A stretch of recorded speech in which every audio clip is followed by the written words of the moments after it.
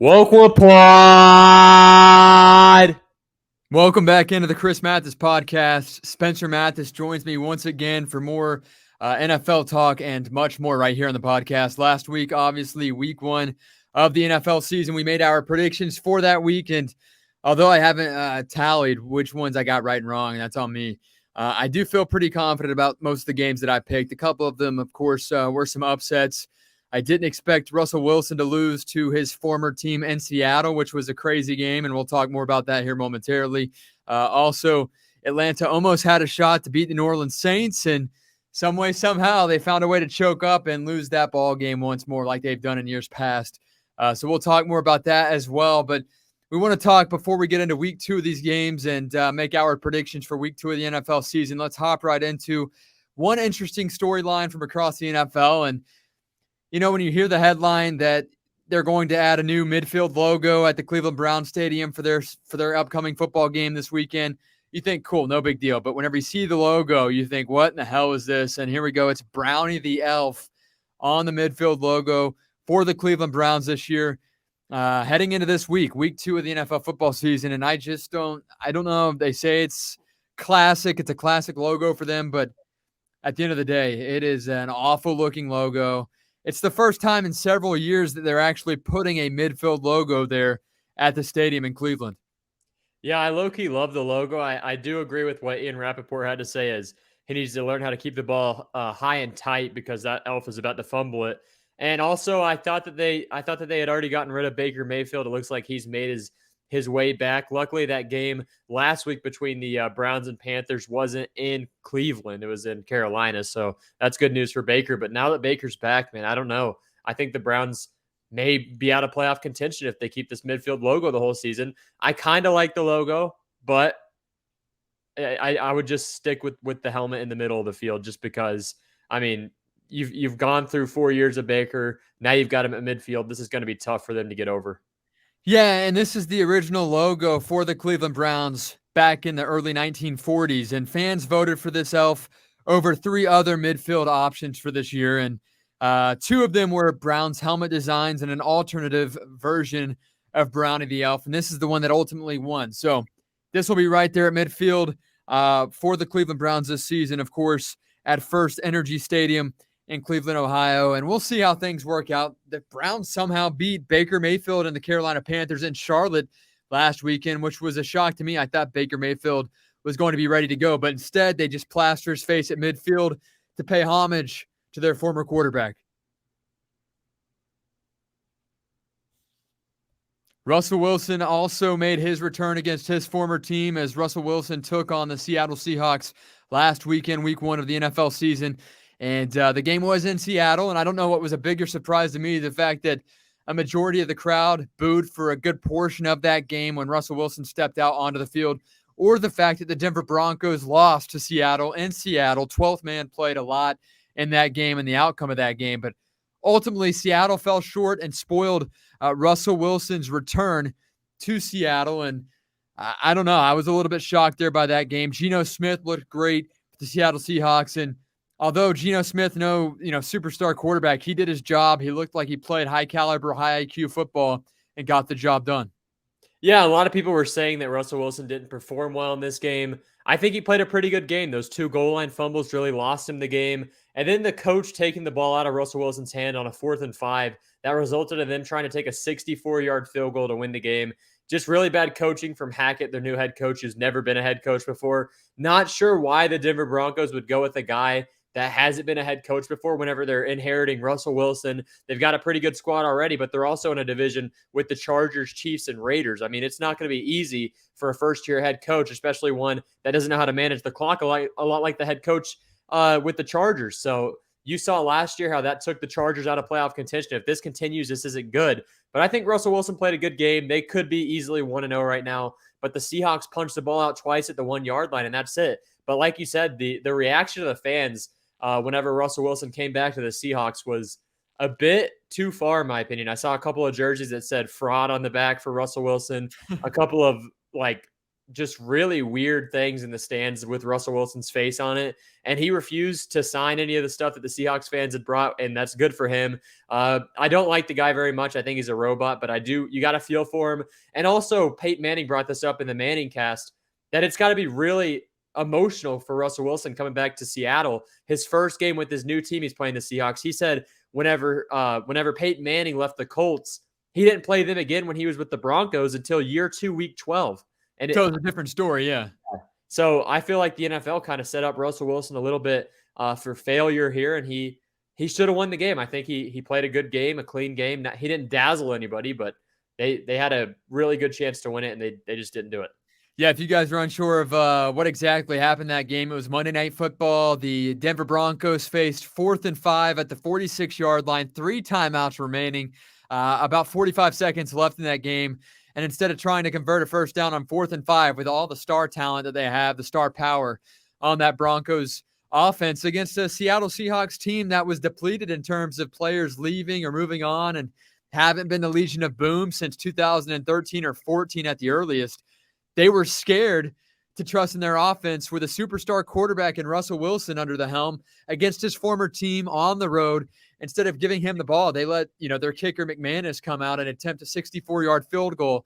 They had 3 timeouts remaining, which just baffles me. And that was one of 14 kicks missed over the weekend, which is crazy. And I know that on Sunday alone, there were 14 different NFL games. That's one kick missed per game, which really doesn't sound like a lot. But when you think there's only 16 games per week, at least in week 1 with no bye weeks, it is crazy to think that there were 14 missed kicks. And to see Seattle come up big at home, spoil Russell's return to Seattle, and in all hopes of Denver coming back and winning on the road was just crazy to me. And to try that field goal attempt, I don't know. I immediately thought that was a bad call. I thought there was a small chance that McManus could knock down that field goal.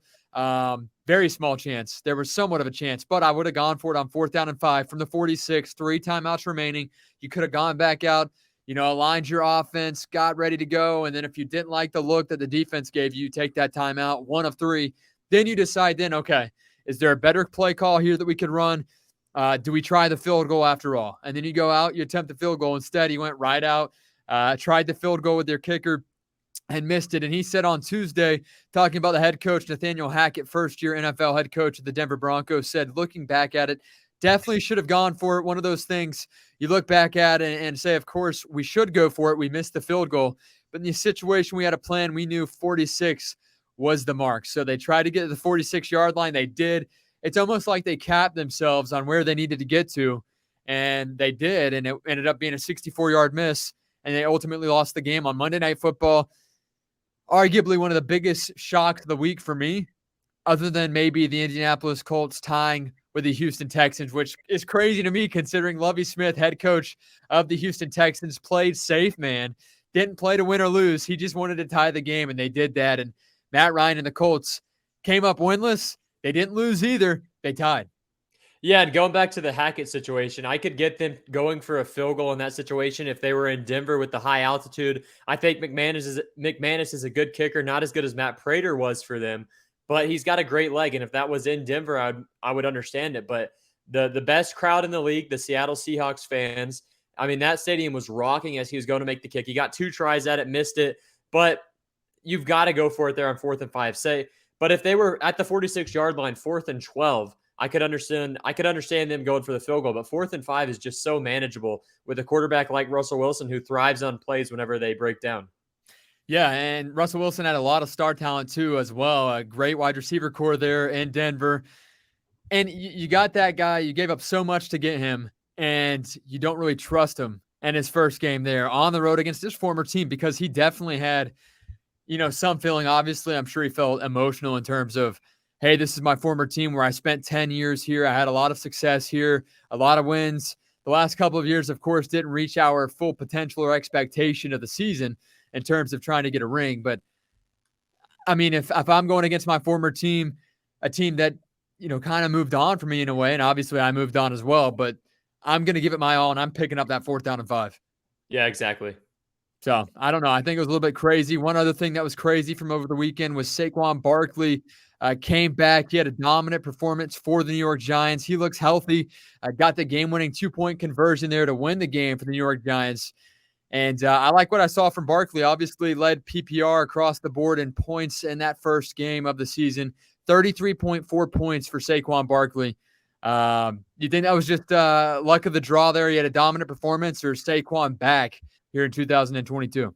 I think Saquon's had a lot of time off with these injuries, and I think he is going to be back this season. I mean, he's still Saquon Barkley. You can see it in the picture right there. But the Titans' run defense has never been a joke. And for Saquon Barkley to put up 193 total yards against him, over 160 rushing yards, and then that 2-point conversion that put them up by 1 with a minute left was just an incredible play. I think Saquon Barkley's back, and that's going to help the Giants a lot this season. Daniel Jones didn't play awful. He didn't throw any interceptions. He didn't make too many mistakes. He just played very conservative, and I think that's what you're going to see out of the Giants all season. They're not a playoff team, but I do like Brian Daboll as the head coach. And next year, if Barkley can stay healthy one more time and they get a good quarterback, I think they might be a good team. Yeah, Barkley finished that game 18 carries, nearly 165 rushing yards, a touchdown. He also had a couple of catches out of the backfield too. 6 catches, 30 yards in that game. So he finished with nearly 200 total yards, 194 yards in week 1. And he was dominant. Obviously, you talk about that play call on the 2-point try to win the game. I like the call simply because Daboll and the Giants scored. If they missed that 2-point try, it's a totally different story. Wouldn't you agree? Yeah, that play was over. I don't know if you got a chance to see it, but Saquon Barkley had to juke out 3 or 4 defenders from the 2-yard line by himself on a little flip play from Daniel Jones. And Barkley, if he wasn't healthy, he's not scoring a touchdown there. So you can definitely see that Saquon Barkley is back, and that 2-point conversion, I think, was the icing on the cake in that game. And then the missed kick to add on to the Shankarooski for the Titans. They missed a 40-something yarder to lose the game at home. I'm sure fans at Nissan Stadium weren't happy, but Saquon Barkley, it might have the Giants at least 7 wins this season if he can stay with it. Oh, yeah, no doubt. And you talk about fans not being happy. One guy that isn't happy with his team's performance, and quite possibly his own performance, was Aaron Rodgers. Week 1 against the Minnesota Vikings on the road. They get beat 23-7. Obviously, a big question mark coming into this year was, what would Aaron Rodgers do without Davante Adams at wide receiver? He's now with Las Vegas and Derek Carr. And Davante Adams dominated for the Raiders. He had a great week. And then you look at Aaron Rodgers on the other side of things, and he had no help from his receivers. Aaron Rodgers, of course, was my quarterback taken in my PPR league here at work, and he went 22 of 34, just shy of 200 yards passing. 1 pick, was sacked 4 times, not a single passing touchdown. Rough week for Aaron Rodgers in week 1. Yeah, and I picked the Vikings to win this game, and that was before I knew Bakhtiari was going to be out again. He's been out for over a season and a half at the left tackle position for the Packers. They're also missing one of the best guards in the league in Elton Jenkins, and that's both their left side starters. So missing both of those pieces going against a team like the Vikings, who have always had a great pass rush. It doesn't matter who the head coach was. They kept the previous head coach for so long for no reason. That pass rush that the Vikings have, and that defense in general, is just so good. I don't know why they kept the defensive-minded head coach for all those years, because the offense was completely lacking. But in this game, you could see the Vikings are a good team. They're ready to go. The Packers are going to be slow out of the gates this year. They've got an entirely new receiving core, especially with Allen Lazard not playing. So it's going to be tough for the Packers, but if they can get Bakhtiari back and these receivers can pick up their play, because I mean, the first play of the game that Rodgers threw was a wide open 70-yard touchdown that was dropped by the rookie receiver. So I don't think Rodgers played that bad, all things considered. And it looked a lot like last year, week 1, whenever the Saints absolutely destroyed the Packers. That ended up meaning nothing for either squad, mostly because it's week 1. But the Packers are going to be coming out of the gates here whenever that young receiving core that has a ton of speed develops. And I think Rodgers and the Packers are going to be just fine. They've got a pretty good defense. They couldn't contain Justin Jefferson on Sunday, but they're not going to be going against Justin Jefferson every single week, only one more time this season. So I think they'll be fine. Yeah, Jefferson finished with 9 catches, 184 yards, 2 touchdowns. And he said coming into this year that he was going to be the number 1 guy across the league. And based on week 1, definitely is that top guy. Justin Jefferson stole the show too. Adam Thielen's still there in Minnesota. He had 3 catches, 36 yards, but he was a thing of the past pretty much all of last year as well. I know he got a little bit of an injury bug there midway through the year, but Justin Jefferson has really taken that next leap and shown that he's going to be that dominant receiver. And he makes Kirk Cousins look to be a great quarterback. Yeah, and the thing with Justin Jefferson is with their new offensive-minded head coach, he said that they're going to play Justin Jefferson in the Cooper Kupp type of role, so he's going to be force-fed all year. You could see it in this game. A lot of his catches weren't for very many yards, at least not very many yards down the field, but he would just make a couple of moves just like Cooper Kupp does with the Rams. And I think Justin Jefferson, if he can stay healthy, which he has done so far in his career, I think he's going to be the best receiver in the league this year. Jamar Chase also looked good for the Bengals in their loss. I think that the receiving core, these young receivers that are just in their third or fourth or second year in the NFL are all very, very good. Yeah, no doubt. And when you talk about Joe Burrow and that Cincinnati Bengals offense, Burrow had 5 turnovers week 1, 4 picks, a fumble. They just did not, get things situated. Do you think that the Bengals are a legitimate playoff team here in 2022, or was last year's Super Bowl run kind of pure luck and they had a rabbit's foot in their pocket at all times? Yeah, last year's Super Bowl run for the Bengals was pure luck, in my opinion, but they did make the playoffs with no luck involved. So I think that this year they're a playoff team again. I just don't see them making it over the hump. After you lose a Super Bowl as a young quarterback, they usually do not make it back, and some of them never again. So Burrow with the Bengals, it's going to be tough. I like their receiving core. I don't like their secondary, at least the cornerbacks in the secondary. Their pass rush is all right, but that division that they're in is going to be tougher this year with the Ravens. They're going to be playing better. The Steelers' defense is flying around again. TJ Watt, luckily not out for the season for the Steelers, only about 6 to 8 weeks. So 2 months, it's a lot of time, but they could still be in playoff contention by then. So the Bengals are going to be a playoff team. I'm going to say wild card, but they are not anywhere near Super Bowl contenders this year. You talked about Lamar Jackson, Ravens quarterback, and he had been trying to work out a contract extension with the Ravens all offseason. Last week on Friday, he said, hey, this is the final day to, try to negotiate a deal with me. Of course, Lamar Jackson, his own agent. Lamar and the Ravens did not agree to a contract, so now it's a thing of the past. They're going to play out this season and see where things go. Do you think that Lamar Jackson is back in Baltimore next season? Is that a lock, or is this a situation in which you wouldn't be surprised if Lamar got the bag elsewhere and signed with a different franchise next year? Yeah, Lamar Jackson, he's a great quarterback, and he would be stupid not to look elsewhere. There's going to be a lot of teams that are going to be needing new quarterbacks next year. The Buccaneers, one of them. We're not going to have the cap space to sign a star quarterback like Lamar Jackson, but there's going to be a lot of other teams looking for a quarterback, and the Ravens don't have great weapons. So if I'm Lamar, I would be okay with leaving unless you're really that committed to Baltimore, because you could be going to a way better situation and just you'd be a better quarterback somewhere else. I just don't think that the Ravens have very many good targets besides their tight end, Mark Andrews. They've got a decent running back room, but they're all injured. They've got a decent defense, but they're not a Super Bowl team, and that's not because of Lamar Jackson. That's because of the pieces around them. We talk about those pieces around him, and we saw Marquise Brown dip out, former wide receiver draft pick of the Ravens. I shouldn't say former. He's now with the Arizona Cardinals, had a touchdown in that game.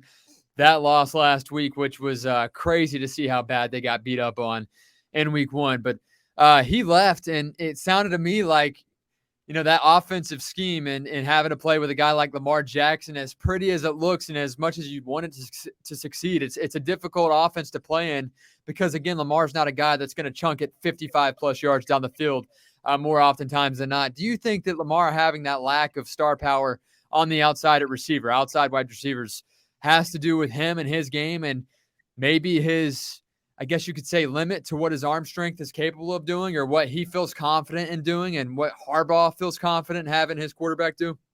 I think it all comes down to Harbaugh. I mean, they've never had an insanely good receiver. Torrey Smith was the only one that I can think of that was pretty good. And Steve he was Smith only, maybe in his later years. yeah, and I mean, it's not the same Steve Smith that the Panthers had. So I think that it might come down to what Harbaugh wants as his receiving core. I don't think it matters about the quarterback because Joe Flacco would chunk the ball down the field all the time, and they never had great star receivers then either. So it probably comes down to coaching. And if I'm Lamar Jackson, I'm looking at other places that have good receiving cores. Spence, before we hop into week 2 and give our predictions for this upcoming week 2 of the NFL football season, hopefully it's as exciting as week 1 was. We saw a couple of upsets, a couple of spoilers along the way. Saw a kicker get cut after missing a field goal. Allegedly kicked 2 balls out of bounds. I didn't fact check that. So talking about Blankenship from the Indianapolis Colts, former Georgia Bulldog. He got cut? Yeah, he got cut. Oh, wow. Yeah, got cut earlier this week. I believe it was maybe Tuesday, from the Colts. And I think he had 2 miscues on kickoffs and missed a field goal in that game. If you want to double check, please do. But before we hop into next week's games and talk about what's to come here in week 2, we do have to kind of reflect back on the Falcons falling once more. They fell short week 1 at home against the New Orleans Saints. We know our guys, Isaac, Eli, Father Todd, were all at the game pulling on for their Atlanta Falcons. And some way, somehow, the Falcons' magic carried in to week 1 of 2022 as they fall short to division foe, the New Orleans Saints. And over the last 3 seasons, the Falcons are 5-3 when leading by 15 points in the fourth quarter. Fourth quarter, just over 500. Everyone else in the NFL, 242, 2-1 when leading by 15 points or more in the fourth quarter. So Atlanta Falcons find a way to fall. Let me delete that banner at the bottom of the screen right there. They were up 26-10 with 11-12 left in the ball game, and they're down by 1, 27-26 with 19 seconds left. And that was the final score there in Atlanta. Week 1, Marcus Mariota era there in Atlanta. They come up short. Arthur Smith, of course, had a couple of questions to answer because how does this continue on year after year in which the Falcons find a way to blow a lead? Yeah, the thing that shocks me the most is the Falcons were up by 16. They gave up a touchdown on a 2-point conversion. They gave up a touchdown the next drive, but the Saints don't convert the 2-point conversion. And every single drive in the fourth quarter for Atlanta wasted like maybe a minute off the clock. It comes down to coaching as well. And this has always been an issue in Atlanta. Arthur Smith, I don't think is going to be a great coach for him. I don't care.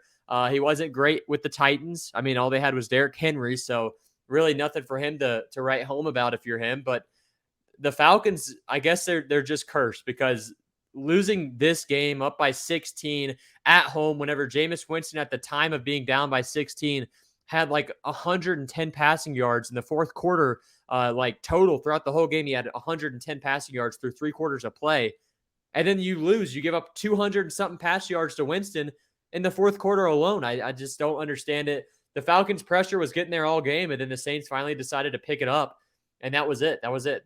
The Falcons' secondary failed them because they don't have a great secondary aside from A.J. Terrell. Casey Hayward gets absolutely beat by Jarvis Landry, both 2 pretty old players, but Casey Hayward was in the right spot at the right time, just took the wrong turn and let Jarvis Landry catch a 40-yard pass on the final drive of the game. And then the next play, they get up a 15-yard play with Jameis Winston. So I just don't know what the Falcons are doing. They also had a chance at the end of the game, but the kick, of course, a 64-yarder isn't usually going to go in, especially with how low you have to kick it. And it was blocked and they lost. Yeah, I was actually hoping they would knock that down. And this is where fantasy football is kind of a curse as well, because I was pulling for Koo to win that game. But at the same time, they were playing the New Orleans Saints too. So, I would rather see Atlanta win because I have a little bit less hate for Atlanta over the Saints, just a smidgen. And also, I'm not nearly as worried about the Falcons as I am the Saints, especially with having week 2 here with the Buccaneers and the Saints. But before we move on, Spence, and give our predictions and shout out our sponsor, Information on Demand, the Atlanta Falcons have the lowest projected win total in 2022, set at 4.5 wins. Over under 4.5 wins for the Atlanta Falcons here in 2022. Under 4.5 wins. Yeah. What do you think they get? I'd say they go 4-13. 4-13, man. And I think it's got to be willingly after midseason, after their bye week. I think that they're going to put in Desmond Ridder, see what they have with him.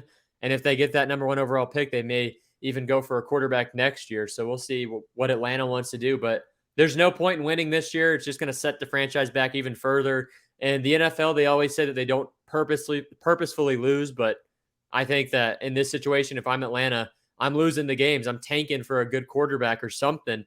Some pieces that they could end up getting in the next draft if they have a good position. So I would tank if I'm Atlanta, and I think they will. I think that one of those wins that Atlanta will get will be Week 17 against the Buccaneers, and that's a hot take, but I do think so, and I also think that has a lot to do with the Bucs being in a playoff spot there, and they'll probably rest their starters. But of course, the Chris Mathis podcast brought to you by Information on Demand, pre-employment background screening services. They offer fast, accurate, and affordable background screening services. Check them out today. Information on Demand. net 855-914-4636. Whether you need criminal background checks, drug screenings, e-verify, academic accreditations, or other screening services, they've got you covered.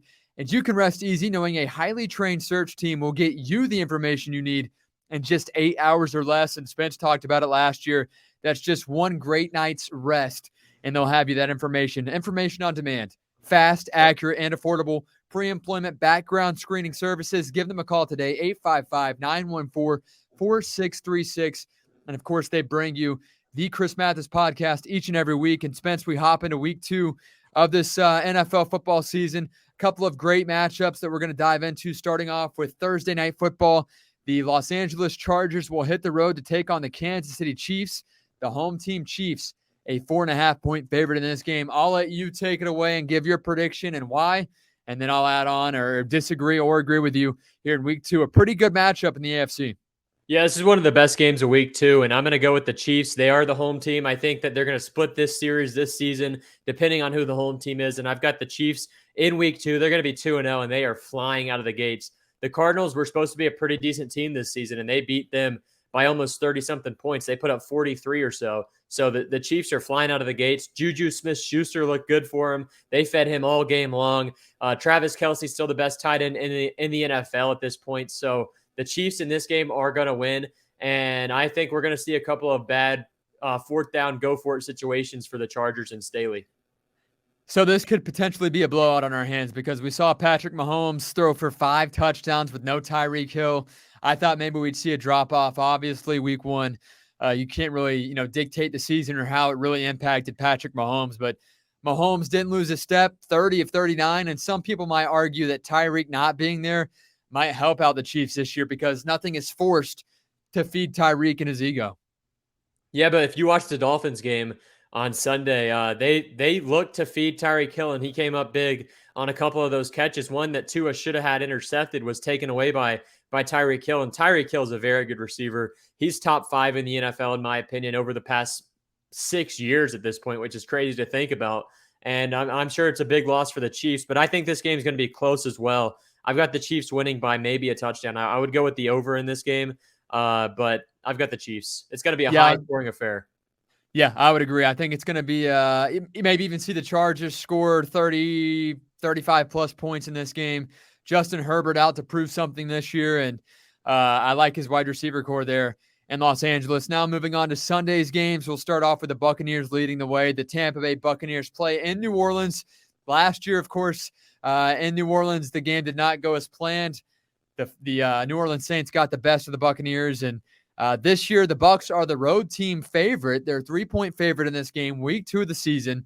New Orleans Saints return Jameis Winston at quarterback. He's healthy. Michael Thomas is back after missing last year's game in which he got hurt his ankle against the Buccaneers, I guess the year prior. But week 2, Bucs a 3-point favorite here on the road to New Orleans. Who do you got and why? Yeah, new Buccaneers head coach. The Buccaneers over the last couple of seasons have just sucked against the Saints in the regular season. I've got the Buccaneers in this game. I think Todd Bowles is going to try and run the ball a lot more than you ever saw Bruce Arians ever do. So the Bucs are going to establish the run game, which they did last week versus Dallas, and they're going to win this game. I think the Bucs defense is going to play great. They gave up 3 points to the best scoring offense in the NFL last year. Granted, they lost Amari Cooper, but that's really all they've lost besides Michael Gallup with the injury. But stopping the Cowboys and only letting them allow 3 points gives me a lot of hope for the Buccaneers defense, and this offense should pick it up in week 2. I didn't see very much from the Saints defense on Sunday until the closeout of that game. So I'm going to go with the Bucs, and I'm going to say Bucs by 7. On top of that, the Bucs also stalled out offensively a couple of times. They missed a field goal too. I think it easily could have been a 28-3 victory against Dallas in week 1. Leonard Fournette dominated that game. He had 3 straight plays, I think, in which he ran for 9 or more yards on one drive, which really got things rolling. 127 yards rushing in that game. Alvin Kamara has an injury heading into this game. I don't know if he's going to be a full go. I don't know what his current situation is like, but if Kamara is a no-go, they're going to be in trouble there in New Orleans. And I think Tampa does win this game. I'd like to see maybe Jameis Winston toss a couple of turnovers, couple of picks here. I think he's going to feel the pressure. He has a chance to go 2-0 here in 2022, face his former team at home in New Orleans. I think Jameis Winston throws 2 interceptions in this game, and I think that Tampa Bay prevails by 10 or more points. Also on Sunday, we've got the Carolina Panthers taking on the New York Giants. This is going to be a pretty good matchup if we go off last week's games between the teams. Carolina Panthers, the road team, the Giants, a 2.5-point favorite in this game. Yeah, this should be a good game for both running backs. Both of these defenses are not great with their front sevens. So I'm thinking McCaffrey and Saquon Barkley each go over 100 total yards in this game. And I think this is going to be a close game all the way down to the wire. This is going to be a final drive type game, in my opinion. Both quarterbacks around the same level. Baker Mayfield definitely better than Daniel Jones, but Daniel Jones has been in that situation, in that same system for 4 years now. It's changed a couple of times, but he's got the familiarity of being in New York this entire time. So in this game, I'm going to have to go with the Carolina Panthers. I think they're going to defeat the Giants, but I'm looking for Christian McCaffrey to have a good game. Hopefully he can stay healthy all season because he looked pretty good on Sunday. I mean, first game in about a year for him, so I wasn't expecting too much, but he scored a touchdown. He got into the end zone, and he had a 20-yard run at one point. So I'm looking for the Panthers to win this game. I'm going to say Panthers by 4 on the final drive.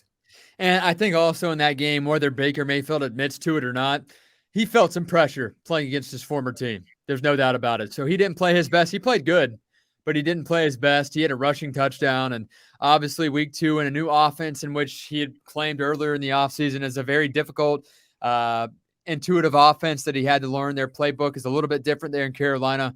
Now moving on, the New England Patriots look to avenge their loss last week to the Miami Dolphins. They'll take on the Pittsburgh Steelers, and this is going to be a good game.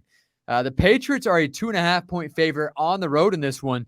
I'm going to go ahead and say right off the get-go, I do not have the Patriots winning this game. I've got Mitch Trubisky leading the way for the Pittsburgh Steelers, and the Steelers picking up their second win of the year. Yeah, Pittsburgh squeaked out of last week with a victory. I don't think they're going to do the same here. That game came a lot down to TJ Watt playing, and without having TJ Watt and Najee Harris, we don't know how he's going to be, if he's going to be playing. He's got that Liz Frank injury in his foot. So I'm going to go with the Patriots. I'm going to look for them to bounce back a little bit. I still don't think they're going to put up very many points. I think this is going to be a low-scoring game. I would take the under. I'm going to think like a 20-17 type game with both these quarterbacks. And the defense that the Steelers have, I do think Mac Jones is a good amount better than Mitch Trubisky, but the Steelers defense is much better than the Patriots defense. I've got the Patriots in this game just because TJ Watt's not playing.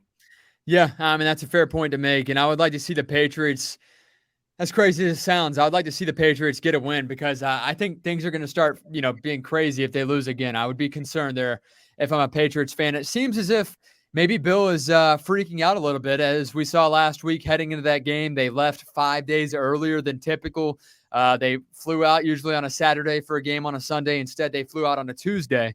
So, they're obviously starting to try to rework things there in New England and try to pick up a win. Now, the New York Jets will take on the Cleveland Browns in Cleveland this week. The Cleveland Browns, a 6.5-point favorite. They're debuting their new logo, their Brownie, the elf logo at the 50-yard line. What do you got in this game? Do they win by 6.5 points or more, or do they win by less, or do the Browns lose to the Jets with Joe Flacco at quarterback?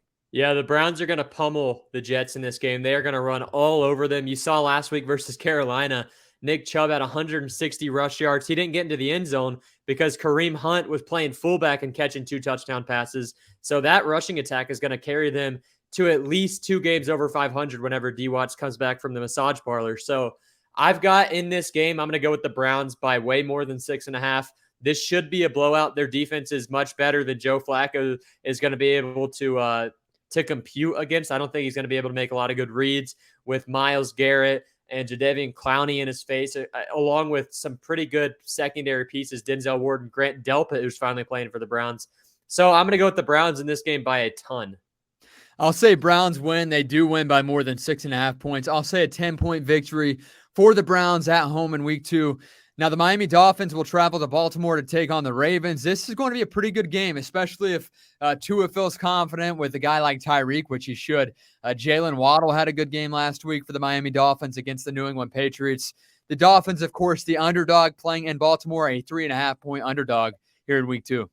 Yeah, Dolphins-Ravens, this should be a really good game, but I'm going to have to go with the Dolphins in this game. I liked what I saw out of their defense versus the Patriots last week. I mean, I know the Patriots offense all offseason was rumored to be an absolute struggle bus, but the Dolphins shut them down the entire game. I think the offense played well enough.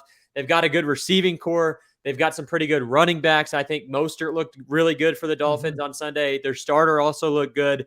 So I think the Dolphins in this game are going to prevail, and I'm going to say Dolphins by 3. I think the Ravens do win this game. I think it's closer than 3.5 points. This might come down to maybe a missed extra point or a field goal miss or a game-winning field goal. I think it's going to be under a 3.5 point victory for the Baltimore Ravens, and Lamar Jackson, I think, needs to win this game. He does not want to lose to Tua. Honestly, who does? Because there's some shame in Tua, and I think if you lose to Tua, it's kind of sinful in my mind right now. Washington Commanders will travel to Detroit to take on the Lions. The Lions, a 2-point favorite at home there in Detroit.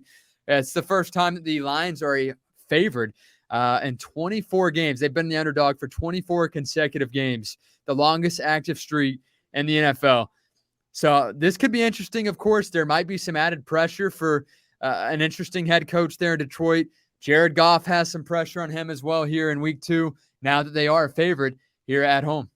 Yeah, the Commanders beat the Jaguars by 6 points. Wentz threw for 4 touchdowns in week 1. Then you look at the Lions. They only lost by 3 points to a really good team in the Eagles, in which they put up 35 points. They lost 38-35. So in this game, I'm going to go with the hard-nosed Lions. I'm shocked to see that they're the favorite. I really don't understand that. I know they're the home team.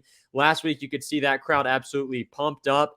They were ready to go for week 1 because of Hard Knocks bringing them the publicity. But in this game, I'm going to go with the Lions. I'm going to say Lions by 3 at the most. I like the over-under set at 1.5 in favor of the Lions. So the Lions in this game, it's going to be close. It may even come down to a 2-point conversion in which Dan Campbell says, hey, let's give the ball to DeAndre. We also saw last week, speaking of Washington Commanders, Carson Wentz threw 4 tutties. Now, he also cut that in half with 2 interceptions, but Carson Wentz threw 4 tutties, and their wide receiver core there in Washington looks pretty solid. Yeah, I mean, I liked what I saw to Carson Wentz in the first half, and then I remembered who they were playing last week in the Jacksonville Jaguars. I can't name a single guy in their secondary at this exact time. So I like the Lions secondary a little bit better. They've got some young cornerback pieces that haven't played great in their career, but they're a hard-nosed squad. They're the home team. I'm going to go with the Lions in this game. I didn't like what I saw out of Carson Wentz in the third quarter, which really brought back the Jaguars into that game. So I'm going to go with the Lions over the Commanders. Yeah, Lions are a 2-point favorite again, the first time in 24 games they're favorite, that they are a favorite. I think they do win this one. I think Jared Goff has a good game. DeAndre Swift is questionable as of the recording of the podcast. He's a bit banged up right now, but I don't think that'll be the deciding factor in the outcome of the game. I do think the Lions win at home. Indianapolis Colts will play at Jacksonville. Jacksonville, a 3.5-point home underdog in this one. Trevor Lawrence trying to bounce back with a victory here in week 2. Does Matt Ryan pick up his first win, or does Matt Ryan pick up his first loss as an Indianapolis Colts? Because last week they tied with the Houston Texans. Yeah, I'm going to go with the tie here. Jaguars and Colts are going to tie.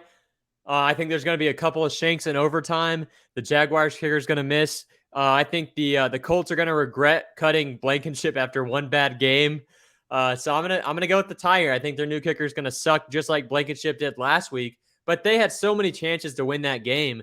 They went for it 4th and goal from inside the 10 twice in that game and didn't convert either one. So I don't know how you're going to pin the entire game on a kicker that's so lovable that wears goggles on the field. I hope the Buccaneers pick him up to pair him back with Camarda, our punter. We'll see if we can do that. Maybe eventually as a practice squad guy, maybe he'll take over the role over Suckup. But I'm going to go with a tie in this game. A tie or Jaguars by 1. Okay, and this is the game in which last year you predicted that the Jaguars would pull up the upset. Is that correct? Yeah, the Jaguars, every time they're the home team versus the Colts, just seem to win. And this took the Colts out of the playoffs last year. And with a different quarterback, I don't think we're going to see the same amount of vengeance you would see from maybe if it was Carson Wentz who was in that game. So I think it's either a tie or a 1-point win. And Matt Ryan doesn't look great again. I think last week he looked very average. He didn't make very many mistakes. He was just an average quarterback who didn't put his team in position to win. And that's not what you want to see out of a 37-year-old NFL veteran quarterback in his first start for your team. Yeah, he went 32 of 50 through the air, 352 yards, a touchdown, a pick, a rating of 83 in that game. Now, I looked up why they got rid of Rodrigo Blankenship. And so he missed a 42-yard game-winning field goal try in overtime against the Texans, and then also had 2 late out-of-bound kickoffs that sealed his fate with the Colts, and they released him on Tuesday. He made 86% of his field goal tries in 2020, his rookie year. He missed part of last season due to injury.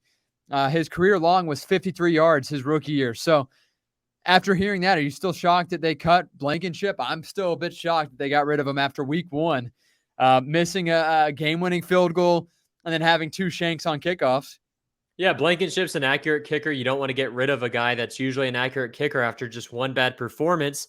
And we've seen that kickers are not very replaceable. Blankenship wasn't a star-studded kicker, but going with a new kicker who hasn't kicked maybe in a year or two, whoever, depending on who they picked up, I don't think he's going to be any better for the Colts. So we'll see how that goes. And I like Blankenship. I'm sad to see him gone from the Colts, and so is Pat McAfee. So we'll see if that ends up biting them next week and they're going to tie versus the Jaguars. That's what I'm predicting, or a 1-point loss and a doink from their new kicker. And a doink. I've got the Colts coming out. They win on the road big, and the spread is 3.5 points, or that's the over-under here in regards to how many points the Colts will win by. I think the Colts win by 14 plus. Easy victory for the Indianapolis Colts. Matt Ryan gets back to his 2016 ways in this one with Pittman at wide receiver.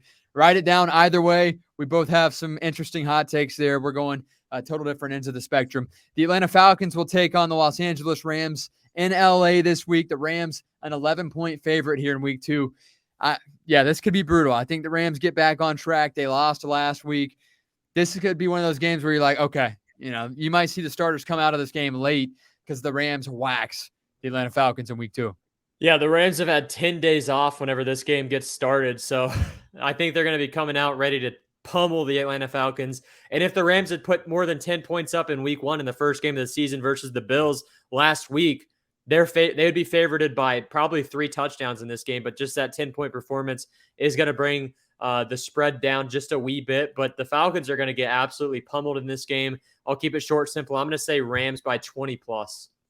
Yeah, I think that the Rams are going to dominate here at home. Seattle Seahawks will travel to San Francisco, or not in San Francisco, Santa Clara, and they'll take on the San Francisco 49ers here in week 2. The 49ers, hometown team, they're a 9.5-point favorite in this game. I'm not too sure. I didn't like what I saw from Trey Lance last week. I do think that the 49ers win this game, but I do not think it's 9.5 or more points at home for the 49ers. I think Trey Lance is going to play a lot better this week. I mean, he did play in another opposing quarterback that was in the same weather conditions as him with a lesser squad, and Justin Fields defeated him. But I think Trey Lance has a bounce back game in this one, because if he doesn't, you're going to see a lot of 49ers fans screaming for Jimmy G to come back out and play for a little bit. So that would not be good. I think Trey Lance has all of his cards on the table for this game. I think that the 49ers are going to cover that spread. I've got the 49ers in this game by a good amount. I like Seattle's performance last week, but it easily could have been Seattle getting blown out if they didn't punch out 2 from the 1-yard line. Yeah, no doubt. And I think Seattle, the way that they won, you'd think that they just won the NFC Championship. I know it was a big win, but against a former quarterback, Pete Carroll did a good job after the game trying to, make the guys feel, hey, this is the expectation. We should win games like that, especially when you're able to win the turnover battle like they did. But I think that the Seattle Seahawks Seattle Seahawks, they're going to lose this game, but not by 9.5 or more points. Now, the Houston Texans travel to Denver. The Denver Broncos, the home team, a 10-point favorite in this game. Houston Texans coming off a tie last week. Does Lovie Smith find a way to coach his team to a loss in week 2? Yeah, 10 points in this game is a bit too high in favor of the Broncos. I think the Texans are a team a lot like the Lions, where they're going to play whoever they're playing pretty close. It's going to come down to within a touchdown at the end of the game, regardless of how the actual game went. So in this game, I've still got the Denver Broncos. They're going to be 1-1. They should have won last week. They could easily be 2-0. Instead, they're going to be 1-1, and you're going to look at the Texans being 0-1-1. So I think it's going to be a close game, but the Broncos are easily going to win this game. It may not show it on the scoreboard because the Texans are going to score some late touchdowns, but I'm going to go Broncos by 7 or less. I've got the Broncos winning as well. I think they cover that 10-point spread as well here in week 2 at home. Russell Wilson can't go out there and have his team perform like they did last week against his former team, the Seattle Seahawks. Now, the Arizona Cardinals will travel to Vegas to take on the Raiders. The Raiders are a 5-point favorite in this game. I think it's an interesting matchup. I think this is going to be a very close ball game. I think both teams, when they're playing their best, play a similar style of ball, especially with having a guy like Devontae Adams now and Vegas teamed up with Derek Carr. Of course, Darren Waller there too. And I think that the Raiders will come out victorious here at home in week 2 over the Cardinals. Yeah, I didn't really like what I saw to either of these two squads in week 1, but the Raiders played the Chargers a lot better than the Cardinals played the Chiefs. So in this game, I've got the Raiders. You've also got Chandler Jones playing against his former team for the Raiders. I think Chandler Jones is going to go off against the Cardinals. So we're going to see how this goes, but I've got the Raiders by 7 to 10 points. I think it should be close. I hope it is, because Kyler Murray definitely needs a bounce back game to silence the doubters. Yeah, we'll see if it's double XP night here or weekend for Call of Duty, because if that's the case, then Kyler will struggle and is going to look like a toddler out there in the field. Now, the Dallas Cowboys look to avenge last week's loss against the Buccaneers, in which they lost 19-3. They'll host the Cincinnati Bengals at 4:25 on Sunday. The Bengals are a 7-point road favorite. And yeah, you go first here, Spence. So obviously, Dallas without a couple of starters, including Dak Prescott. They're missing another offensive lineman. Their starting safety is now out. He was on crutches following the game against the Buccaneers last week. What do you got in this game? Yeah, the only thing you need to know about this game, if you're a betting man, is the starting quarterback for the Cowboys is Cooper Rush. And the Bengals they're going to absolutely destroy them. I mean, the Bengals defense last week against the Steelers played really good. Trubisky's a better quarterback than Cooper Rush, and I don't think that Cowboys defense is going to be getting to Joe Burrow as good as the Steelers did. So I've got the Bengals in this game by 2 touchdowns at least. Yeah, I think the Bengals wax him. I think Joe Burrow gets back on track. In fact, I'm not surprised if Joe Burrow goes 5 touchdowns instead of last week's 5 turnovers. No turnovers in this game here, and Bengals will win big on the road. The Chicago Bears will take on the Green Bay Packers. In years past, we've seen Aaron Rodgers slip up to the Chicago Bears. Chicago Bears have had Aaron's numbers here over the past couple of years. Not every game. They play twice a year, of course, but more times than they should win, they've been able to beat Aaron Rodgers. Aaron Rodgers and the Green Bay Packers trying to avenge a loss last week against Minnesota. Crazy to say this is a must-win. They should win this game, but it is another divisional game here for Green Bay. They're 0-1, not only in the NFC, but in their division here to start off the year. Green Bay, a 10-point home favorite. What do you got in this game, Spence? Yeah, coming into this season, the Bears were looking at the worst team in the NFL. They were supposed to be 32nd. And in this game, the Packers are favored by 10. They're the home team. They're going to put a little bit more together. Jenkins, their guard, should be back. I think the Packers are going to destroy the Bears. I mean, last year we saw Aaron Rodgers owns the city of Chicago. He said it himself. I believe it as well. So I think the Bears are going to walk into Lambeau Field, and they're going to be walking out covering their tails because they are going to get pounded. I'd like to see it. I've got Aaron Rodgers on my fantasy team, of course, and I want to see him point out to the crowd again after he scores a touchdown and says, "I own you," and that lady thinking, "Me, what's going on?" We talked about that on last year's podcast, and Aaron Rodgers had a big game. Tennessee Titans, talking about Monday Night Football here as we wrap up the podcast. Tennessee Titans will take on the Buffalo Bills in Buffalo at Orchard Park. Buffalo, a 10-point favorite. I think that's unreal that they're even within 10 points of this game. Yeah, I mean, this is a wild Monday. We've got 2 games going on, and the Bills in this one, the Titans are a team that plays everybody close, so the 10 points may be a little bit too much, but Tannehill is not the guy. Neither is Malik Willis. That team is going to struggle this season. They may squeak into the playoffs, but I think it's pretty highly unlikely, even though their head coach is Mike Vrabel, who's an upgrade over Dan Campbell. But in this game, I've got the Bills. I think it's going to be close, like on the scoreboard, but the Bills are going to control the entire game versus the Titans. Hopefully we see a bounce back from Derrick Henry in this game, because last week he was pretty irrelevant versus the Giants. So he got popped a couple of times too. Yeah, I'm going to go with the Bills in this game. It's going to be just under 10, maybe just at 10 in this one. What's your score prediction? Because we saw Buffalo kill in week 1. I'm going to say Titans put up 20 again for the second week in a row, and the Bills put up 30 to 20. Okay. Fair enough. I think the Bills win by 14-plus points. Of course, they're a 10-point favorite. I think they go above that here. Monday Night Football, Josh Allen going to do his thing, going to run some people over if he has to, and the Bills will win big. I'm going maybe like a 45-21, maybe 24 type game over the Tennessee Titans. We'll close out the show with our final prediction of Monday Night Football. The Minnesota Vikings look to move to 2-0 on the year as a play in Philly against the Eagles. The Eagles a 2.5-point favorite at home. Both teams undefeated. Both teams, of course, NFC teams. We saw Jalen Hurts have a pretty good game, a clean game, threw just over 50%. No interceptions in the game, and Kirk Cousins dominated, likely because of Justin Jefferson, his wide receiver, who had 184 receiving yards. Yeah, this is going to sound wild, but this is actually my lock of the week.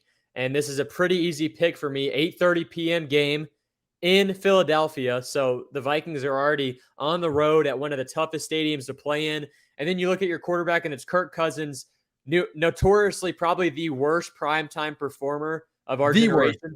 Absolutely awful in primetime. And when the lights come on, and he has Hassan Reddick coming after him, they've got a great secondary with Darius Slay. They've got an insanely talented receiving core. Devontae Smith didn't do anything in week 1, but A.J. Brown did it all. Miles Sanders is back playing good. The Eagles are going to destroy the Vikings in this game. I'm going to say Eagles by 10. The only thing that the Vikings really have going for them is their defense. We'll see if they can stop Jalen Hurts, who's going to run for 80 yards. But good news if you're a Patrick Johnson fan as well, is Derek Barnett, one of their starting rotational defensive ends, is out this week. And a lot of people like to see Patrick Johnson rush the passer. And I think we're going to see this versus Kirk Cousins. And I think he's going to be blindsided. And I'm going to go with a sack here for Patrick Johnson on the unvaccinated quarterback, Kirk Cousins, who went on to join Aaron Rodgers last season, saying that if he dies, he dies. So I think Patrick Johnson may be the one to send him over the edge in this week. Yeah, that'd be phenomenal. I was about to bring up the fact that Patrick Johnson, of course, one of our guests a few months ago right here on the podcast, wants to join the show again, and obviously in the NFL once more made the 53-man roster, is going to be a key special teamer. And with a guy like Barnett being out this week, maybe he'll get some snaps on defense and make some big splash plays against Kirk Cousins and rattle the Minnesota Vikings. I've got the Eagles winning as well, and the Eagles improved to 2-0 on the year. And Jalen Hurts, if he was able to score a couple of touchdowns, would just solidify that, because they won last week without a single passing touchdown from Jalen Hurts. But Spence, that does it for Chris Mathis podcast alongside Spencer Mathis once more. Another great episode of the podcast. Biggest surprise from week 1? Biggest surprise from week 1, I'm going to have to say either the Colts-Texans tie or the Giants defeating the Titans in week 1 with Saquon Barkley running for 160 yards. I'm going to have to go with Saquon Barkley in this game, having almost 200 yards of total offense in his first game of 2022. And he really took the Giants to victory versus the Titans last week. I would go with the fact that the Colts tied with the Houston Texans. I was baffled by that. And if Saquon's healthy, that was the Saquon. Well, I almost did a little magic trick there with my mic. That's the Saquon that we expected to see from his rookie year years ago. If he was healthy, that's what I expected all this time. So the fact that he's healthy, I'm not shocked by his performance. I do think that was better than average than what I'll usually get, but I'm more shocked by Matt Ryan and the Colts tying up with a guy in Lovie Smith and second-year starting quarterback Davis Mills. But anyways, that's it for the Chris Mathis podcast. Thank you guys for tuning in. We will catch you guys next week. Hopefully we'll land a guy in shorter university tight end, Kyle Morlock, right here in the podcast in the next 2 weeks. We'll work on that, though. So we'll keep you guys posted. Follow us on social at @TCM_pod.